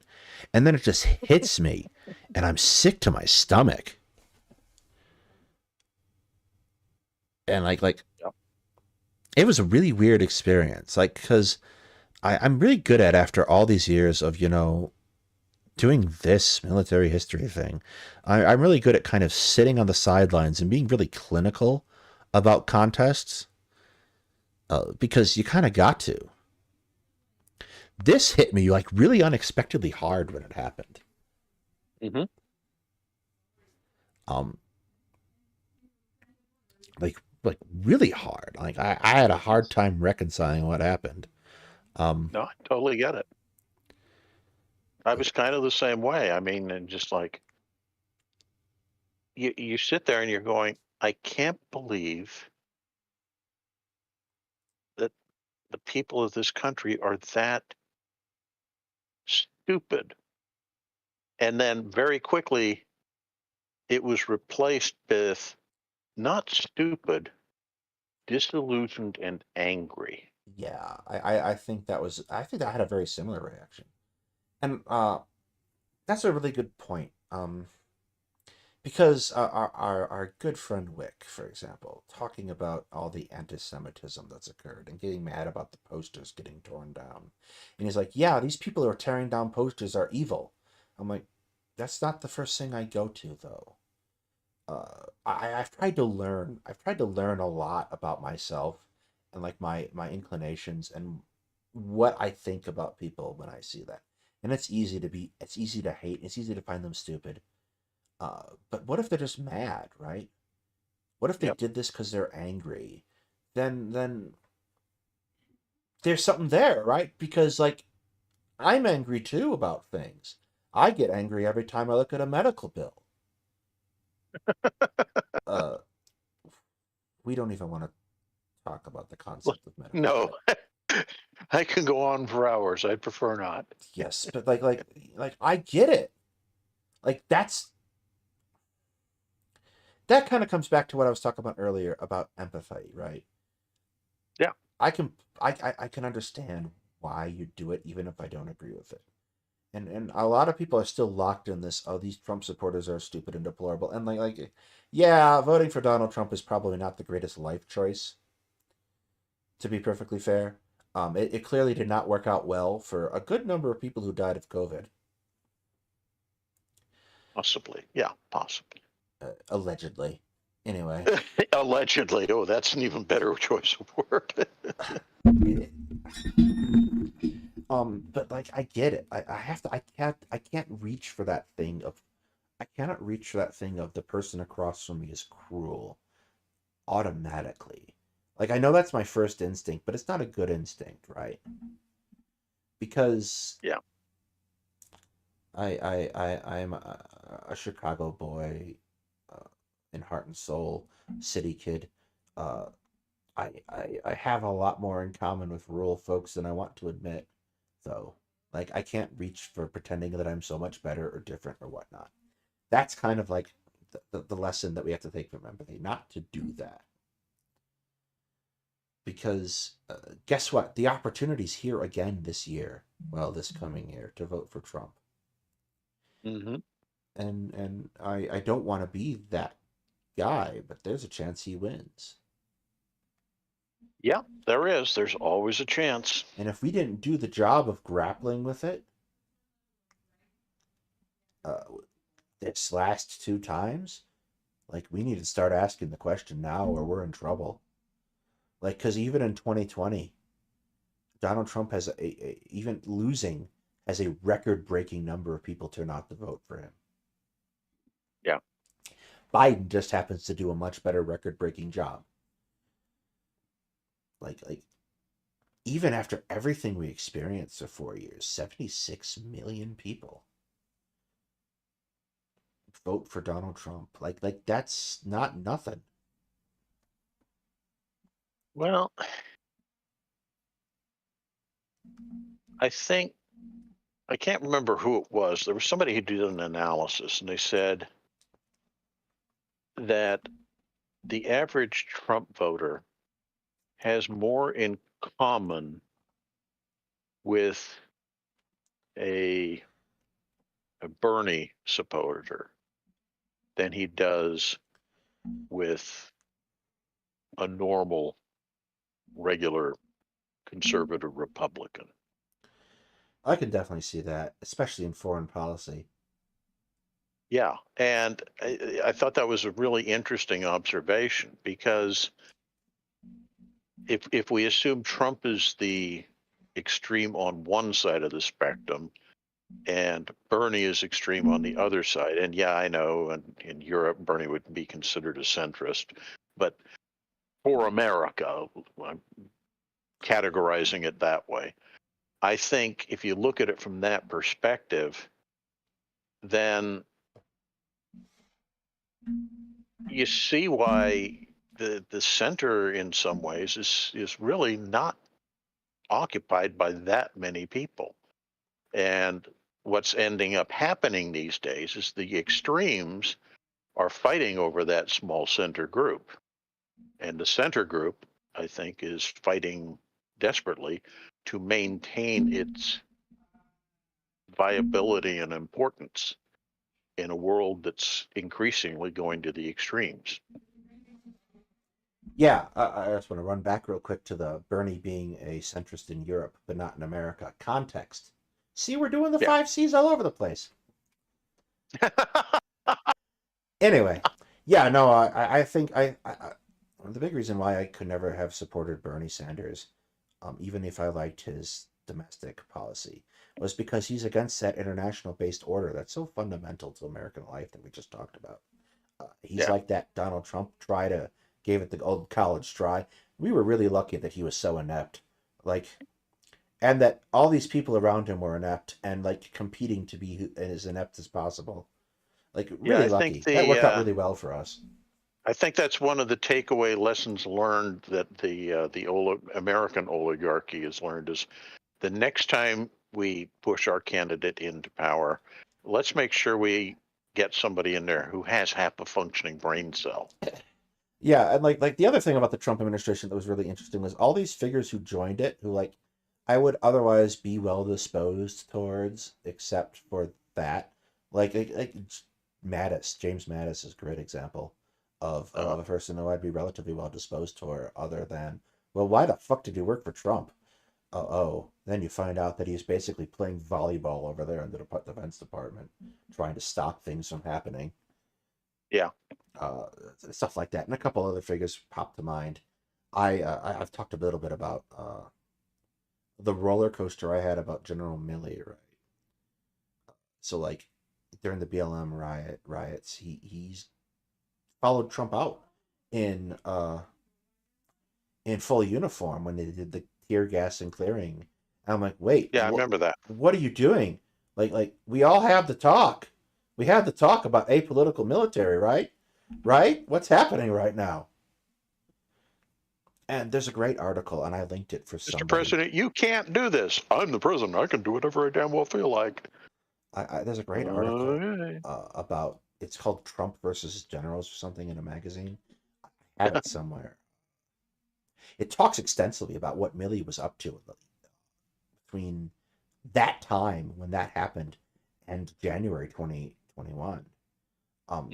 And like he acknowledges that it was a mistake, which was really like, I felt a lot better after I read that he understood that what he did was not a great plan. And then it talks extensively about the hoops he jumped through for all those months, from the summer of 2020 to all the way up to January, the inauguration, right? Mm-hmm.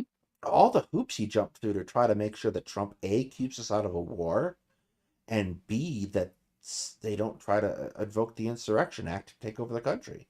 And I'm like, this man just like privately probably pushed the bounds of his commission pretty far, and saved his country. And he's going to be reviled for it. Like he should get a goddamn medal.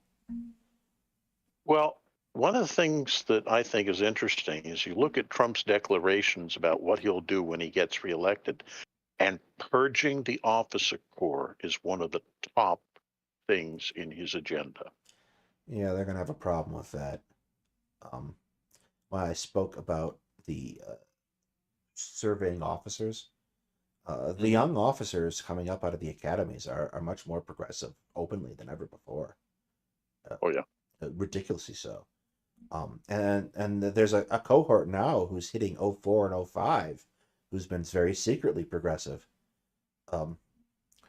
You're not going to get them all, Trump. It's just not going to happen. Plus, but he is convinced that they're all on his side. Yeah. The youngsters are his voter bloc, and it's not going to happen. It's really, it's hard to find young people that really are of that mindset anymore. I'm sure if you go to as the Democrats, like to say, and I think it's a horrible term, but the flyover states, they tend to feel that kind of isolation and being ignored by the system. So yeah, they definitely favor, a Trumpian equation. Also, But I not think if you, necessarily the people who join the military. Some yeah, half but and half. One of yeah, the things I always like kind of push back on is the assumption that people join the military because it's their only economic opportunity. A whole lot of people who would be broadly considered middle class end up joining the military, like a lot. You definitely yeah, do get those cases, those hard luck cases, but a lot of people. I think a great example is Generation Kill, right? The book hmm by Evans. He talks extensively about the unit, the Ranger or the MARSOC unit. It wasn't MARSOC then, but it's now MARSOC. The MARSOC yeah. unit he's in, and the Marines in it, right?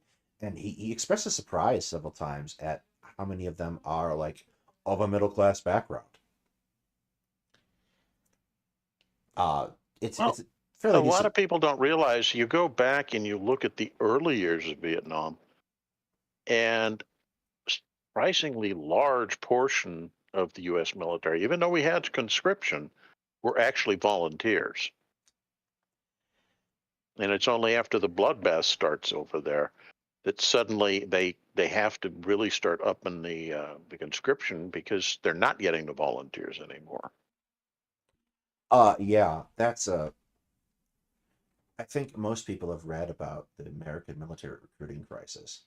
And there's a couple things Yeah. that go into that, but like I think it's premature to call it a crisis because there's definitely a mechanism to address this. Um, you're just not gonna like it much. Um, uh, and like that's kind of like the other thing to say is like that also I think speaks to the fact that being middle class ain't what it used to be, right? Um, Yeah, life's tough now. We I acknowledge that every month as I do the budget. Um, that's I think that's actually probably a pretty good topic while we're rolling through this and doing it. All volunteer military force that we are so very attached to these days. I don't think it's going to necessarily last. Um, I think you have yeah, a twofold problem. The first is there's a lot of nonsense that goes into being in the military, a whole lot of nonsense, right?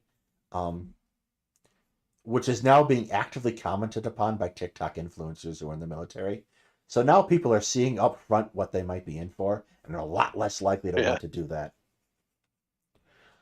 We did. I talked about here on this channel a couple months ago the utter disaster this summer that was at Fort Knox Cadet Command in feeding people and expired MREs and whatnot. Like these things are very Yep. public. And the other thing I think is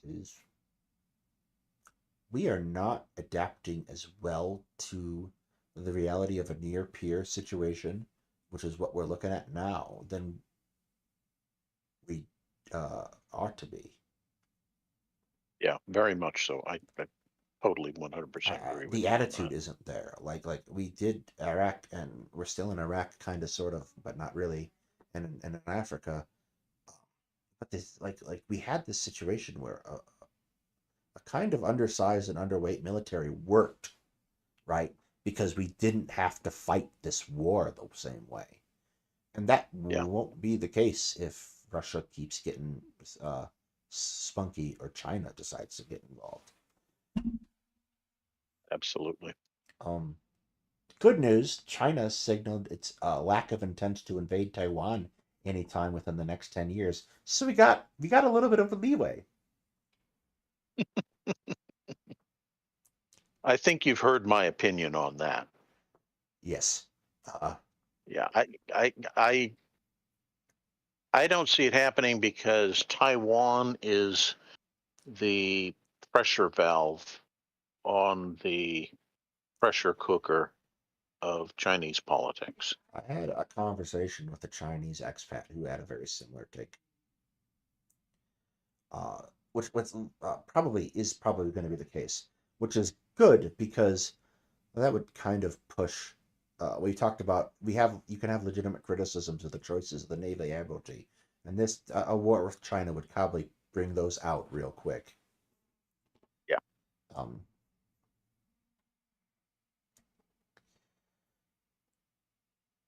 I'm staring at Saudi Arabia for some reason on my map. I don't know what's going on. See, I think that is one of the big likely hotspots that we will get drawn into. Is the huge tension between Iran and Saudi Arabia. I think the Middle East is probably not. We're not done with that yet. And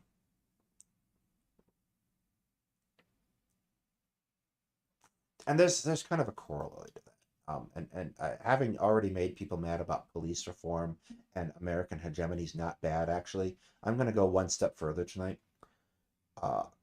There's a reason, there's a value to saying something like Ukraine, you need to follow the rules of war, or whatever, or any country really. If you don't follow those rules of war, we won't help you. And we are pretty about this, like generally. And it's become a factor that's very upsetting, I think, for a lot of people. A lot was written this year, this 20-year retrospectives in Iraq, about the concept of moral injury and that it costs our soldiers to work with people who do not respect life, and don't respect the rules of war. Like, I read that phrase a lot. There's a lot of really good pieces that came from veterans of the war in the last couple of months, particularly that came out in April when, like, the anniversary of the war starts. And they talked about their experiences in Baghdad and their experiences working with these groups we worked with who were not great people. And that kind of brings me back to our friends Israel and like kind of what's happening with this Bin Laden letter thing and how we're regarding Hamas, and like Hamas bad is like a popular opinion, but not the end of the story, right? Yeah. So here's the thing. I'm gonna say the thing. Israel is not nearly as strategically important to us as we like to claim, because it's not like there aren't other countries in the region that won't work with us. Like Saudi Arabia, again, Jordan, Oman, the United Arab Emirates, Iraq. We've got a pretty good handle on that. Israel's not nearly as valuable to us as we like to claim. They're the only democracy in the region. Like, okay, that's an ideological concern, and that does not a foreign policy make. I think the real reason that Israel is, quote, important, unquote, is because of voting blocks in the U.S. Yes, there's a domestic policy priority. Yeah, and that's going back to the old Clausewitzian thing of war is an extension of politics. Most people think that's referring specifically to the international relations style politics between nations. But I extend it even further. I think the actually domestic side of that political equation is more important than the other. I think that's a pretty good reading, honestly. I think that's not a reading that's done enough of Clausewitz in that particular section, but I think that's a very good reading. But there is, here's the thing: there's a limit to what Israel can get away with. Eventually, you will outpace the inconvenience that they are presently causing. Will outpace the political value of the voting blocks here, and there's eventually a point. There's eventually a point where if they keep pulling this crap that they're doing right now, because oh my God, that's the other thing that happened this week. Have you been paying attention to the propaganda the IDF has been putting out? Yeah, it's insultingly bad. Yeah, like we found rifles in an MRI room. Like what? Yeah, but I mean, it even more to the point. It's so heavy-handed. It's reminiscent of Stalin era propaganda. Yeah, or they did. That's how bad it is. Late last night, they did a photo op in front of these rockets without nozzles. I'm like, did you guys just try to pass off parade rockets for demonstration purposes as a rocket site. Like, if we pan over, will we find the Hamas marching band? Like, what's happening? I feel like I'm in crazy land. Or they bulldozed a building and found a Hamas tunnel. And I'm like, okay, you Yeah, found an exit that's going somewhere else, right? Nope, they found a cable duct for internet cables. Like, oh my obviously a God. nefarious activity. I Yeah, just was it's flattened this week by it. And like obviously the United States is saying, oh yes, we support Israel. They have a right to defend themselves, blah blah blah blah. All the same things we've been saying for the past 50 years. But you gotta wonder at the yeah, State Department and DOD, there are conversations happening where people are going like we can't do this for much longer. Like that you can outrun Netanyahu can outrun Israel's usefulness to the United States because it's not what he thinks it is. And yeah. there's a That's point where very true. there's a point where you can legitimately say, no, stop, no more. If you don't stop, we're going to stop you, and that becomes a possibility, a real possibility. And people have pretended, like a whole bunch of people were poo-pooing the concept of a single state solution because America will never challenge Israel's sovereignty. Like, that ain't true. No, do not assume that this will always last forever. That the good times for Israel won't end. Very true. Very true. It's quite the thing, really. Uh, and that's like I think that's a huge. Iraq is another good. The invasion of Iraq in 2002 or 2003, excuse me, is another great example of times when we kind of went against the interests put upon us by this international rules based order. And that's a good Hmm. as reason as any not to invade Iraq or to support Israel. But we did it anyway. Like, it's not like we don't necessarily act against our interests every once in a while. It just doesn't go well for us when we do. Yeah, and I remember after the liberation of Kuwait, the first Gulf War, I when was we three. do, pardon? I was three. I don't remember. Yeah, but after that, when we'd go to any of the Gulf states, go to UAE, go to Bahrain, go to Kuwait, America was viewed as the great hero. We helped one of the small nations against a monster. And when we did the second Gulf War, when Bush sent us in on this ludicrous mission that we all knew was a lie from the beginning, we burned up almost all of that positive feeling. Yeah, there's a lot to that though. I think because Iraq was, not an insignificantly powerful country on paper in the 90s. Not after 91, like 80s maybe is a better put. Like, they're openly challenging Iran, right? And fighting Iran prior to this. They And then fought Iran and got bled white, and they needed to have money to pay back the people who'd given them all the guns. yes, Russia so was they invaded demanding Kuwait. payment. So take Kuwait. Because It's all that this. oil. It's basically the standard Hearts of Iron 4 player gambit, right? Uh, it's just like, I got this stuff to invade Poland. Now I got to invade France, and on it goes. Anyway, the next thing you Yep. know, you're freezing, and it's 17 kilometers to Moscow. Anyway, I can do it. I can do it. uh, at any rate, so they have a massive army and they roll it into Kuwait, and then we obliterate it, right? Yep. And then we go, 10 years later and re-obliterate it. The Well, the Iraqi thing army is, never recovered, right? Never read The, the cover. the right. The argument was we stopped when we did after we liberated Kuwait because that was what our UN mandate was for.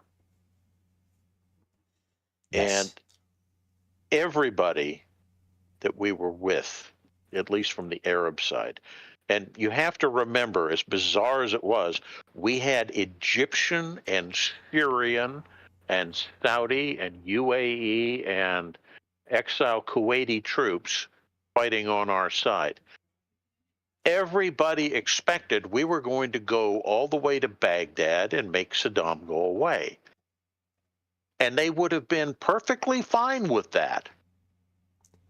Because he was viewed as, the monster who had disturbed the peace, that he had attacked a fellow Arab country, et cetera, et cetera.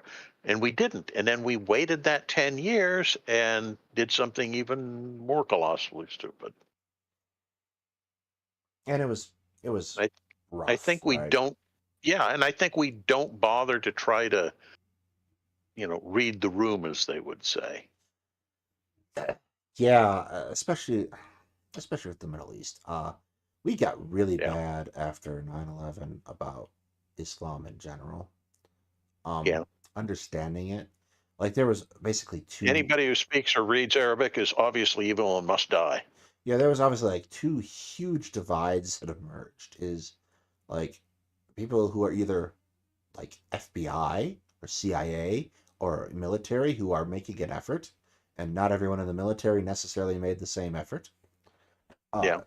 And then everyone else who just overwrote it as wrong and evil, and like for a long time we treated Muslims as they were alien. Uh Yeah. Even worse, I would contend, is the fact that most Americans had no clue what a Muslim was. yeah, there was a movie, and I actually like this movie a lot. It's of dubious quality for most people. Um, Denzel Washington, Bruce Willis, from the late '90s, called The Siege. You might have Oh, seen yeah, I've seen it. Yeah, I've seen it. fantastic movie. Poignant because of the world it describes and what happens in the movie. Yep. And very poignant in the attitude it takes. It just like whoops.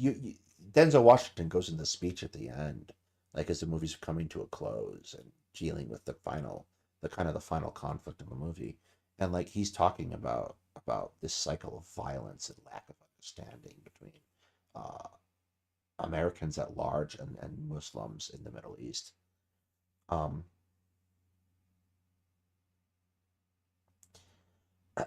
I have Saudi Arabia sand. Don't tell anyone that. You can get in trouble. I tried to get a friend of mine to bring me sand from Afghanistan so I could set up my own embassy. Don't do that.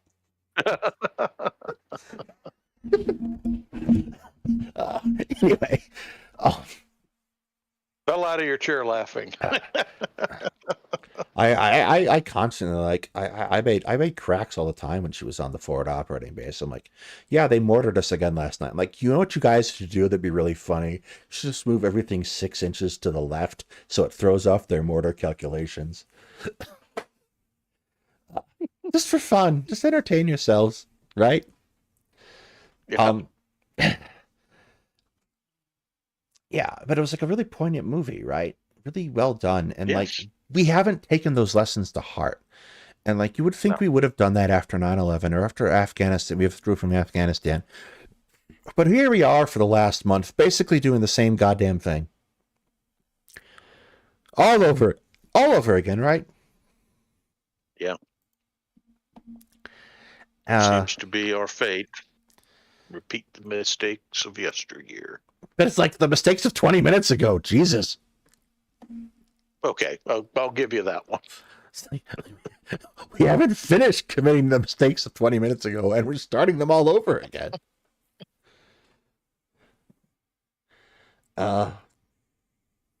Yeah, David, your friend was much nicer than mine, who wasn't willing to smuggle dirt out of Afghanistan for me.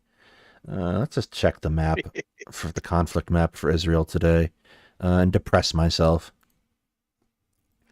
Oh, nothing much to report. No, they put up the damn parade rockets. God damn it. Like, we captured rockets. Rockets without nozzles aren't rockets. They're just, like, Acme-shaped cartoon bombs. Boys. Yeah. Oh, like, hasn't anyone watched October Sky? Like, nozzles, big part of that movie.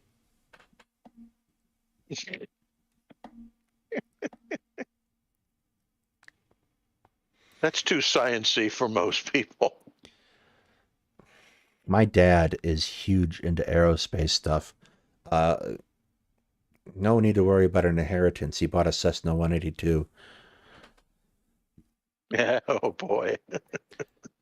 So everything you could possibly expect to get is going into aviation fuel. Yeah. Loves that stuff. He became a helicopter pilot, a private helicopter pilot for a while, and then he became a fixed wing pilot. Goes flying every Sunday and calls me afterwards to talk about it. Like, I can't do much about the plane from here, Dad.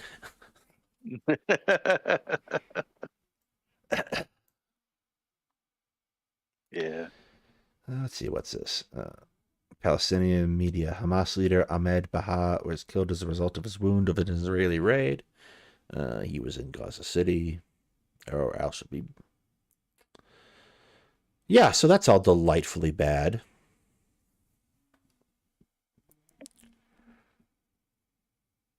Story of our lives these years.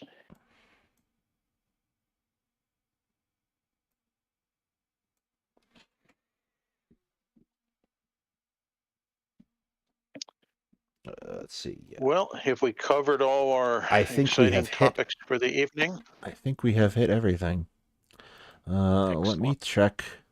I don't think I can dump you, everybody, anywhere. I cannot. Maybe I can. There's more stuff here that used to be. YouTube keeps adding things to my thing as I get more subscribers, so I never know what I'm allowed to do anymore. Oh, I get to add concepts for paid promotions. That would require me to check my business email. All right. I think we're going to close this out here. Let's change out to that screen. Let's see. What do we got coming up? Me and Hetman are talking about the next men's mental health episode. I've also been consulting with therapists to design that. I appreciate all of our volunteers who decide to give me their expertise so I can do things. We will probably have that ready next week. Late last night, I started playing Ultimate Civil War General on stream for the delight of everyone. We'll probably do that again for a little while. If you want to turn up and watch me make bad Gettysburg jokes, like, send my regards to General Armistead, please. That'll probably happen a couple times throughout the week. Other than that, we are kind of taking news and events by the seat of our pants. So I want to thank everybody for showing up tonight. And have a good evening. President Sunday is still streaming for the rest of you who probably have been dual watching us the entire time. You can go head over there. I'm going to close this out now. Have a good one. Doodles.